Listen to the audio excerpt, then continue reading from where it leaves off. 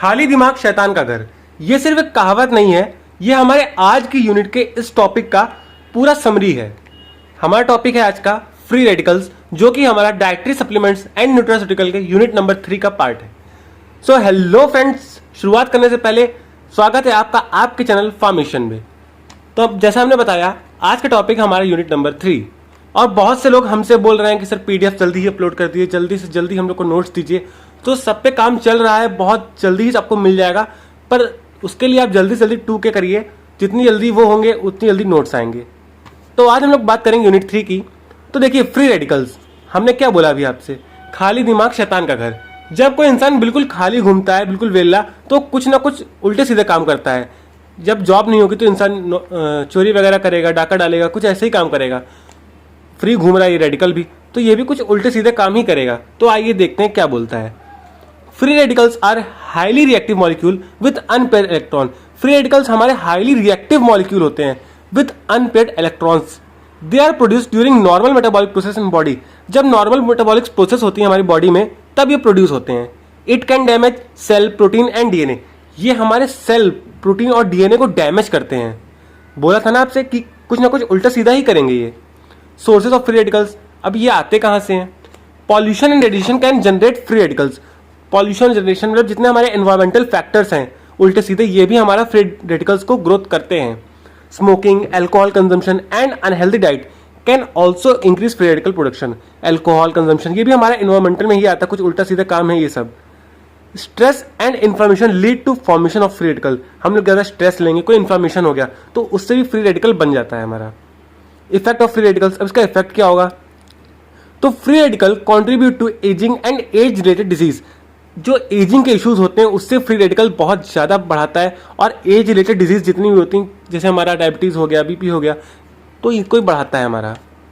They play role in development of cancer, CVD and neurodegenerative disease.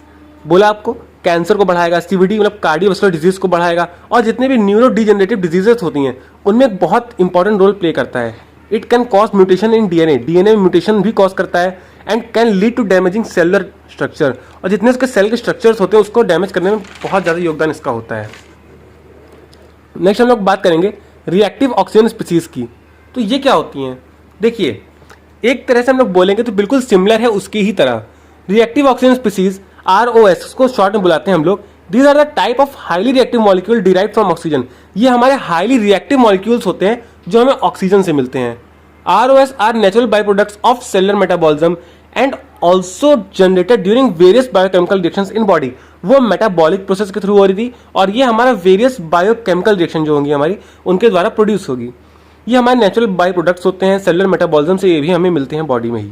ठीक है, ROS की बात करेंगे तो ROS हमारा बहुत ही ज्यादा इंपॉर्टेंट रोल प्ले करता है इन सेल सिग्नलिंग, इम्यून सिस्टम को बूस्ट वगैरह करने में, और रेगुलेशन करता है फिजियोलॉजिकल प्रोसेस के बारे में।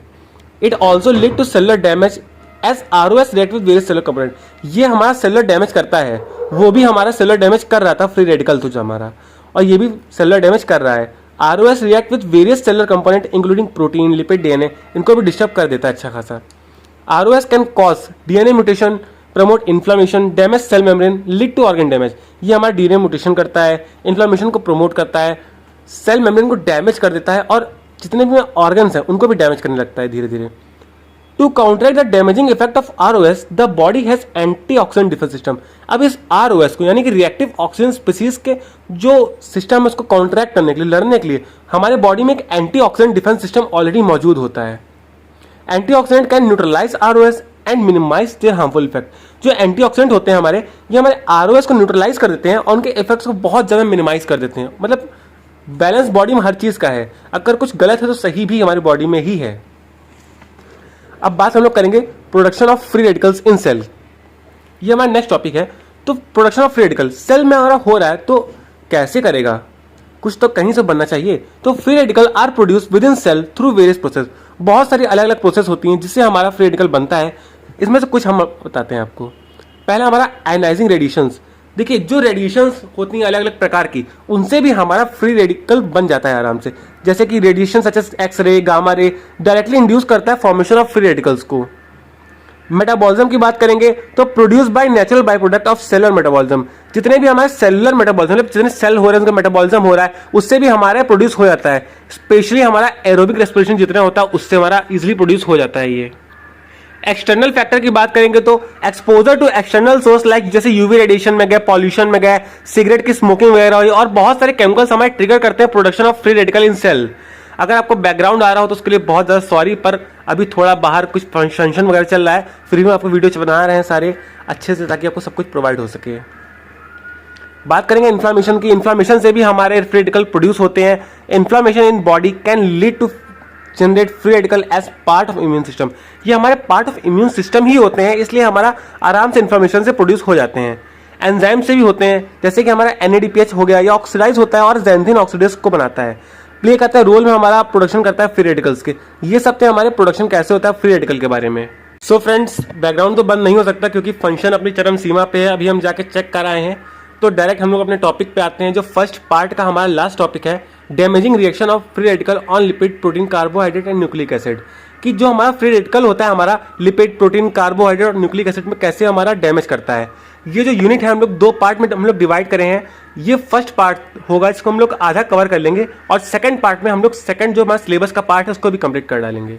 तो free radical can cause damage to various biomolecules in cells including lipid, protein, carbohydrate and nucleic acid. जो हमारा फ्री रेडिकल होता है हमारा वेरियस मॉलिक्यूल्स को, जैसे हमारा लिपिड हो गया, प्रोटीन हो गया, कार्बोहाइड्रेट, न्यूक्लिक एसिड, इन सबको हमारा डैमेज कर देता है कहीं ना कहीं से, क्योंकि वेला तो घूमता ही ना। तो बात करेंगे सबसे पहले हम लोग लिपिड की। तो लिपिड हमारे क्या होते हैं, ROS जो हमारा रिएक्टिव ऑक्सीजन स्पीसीज है हमारा, स्पेशली कैन इनिशिएट लिपिड पर oxidation, a chain reaction that means lipid. ये हमारा इनिशिएट करता है लिपिड के पर ऑक्सीडेशन को, जो हमारा चैन रिएक्शन होता है जो डैमेज करता है लिपिड को।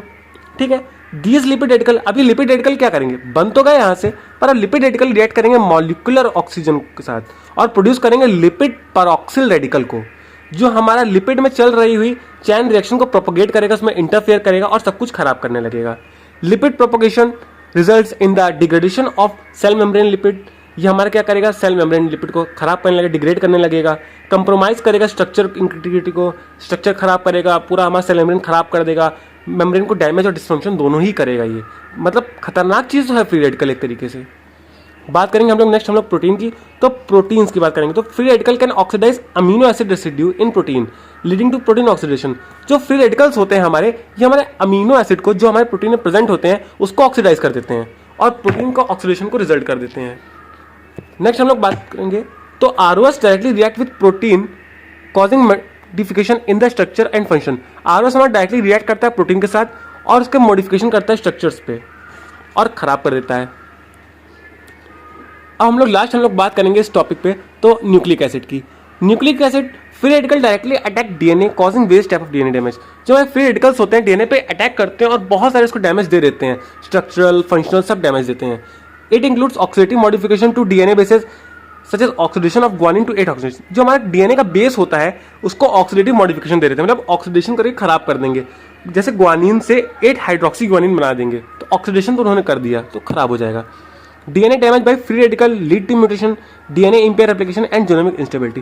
जो DNA डैमेज होगा बाय फ्री रेडिकल्स, जो फ्री रेडिकल DNA डैमेज करेंगे वो हमारे म्यूटेशंस कर देगा, इंपेयर कर देगा एप्लीकेशंस को और जीनोमिक इंस्टेबिलिटी भी ले आएगा।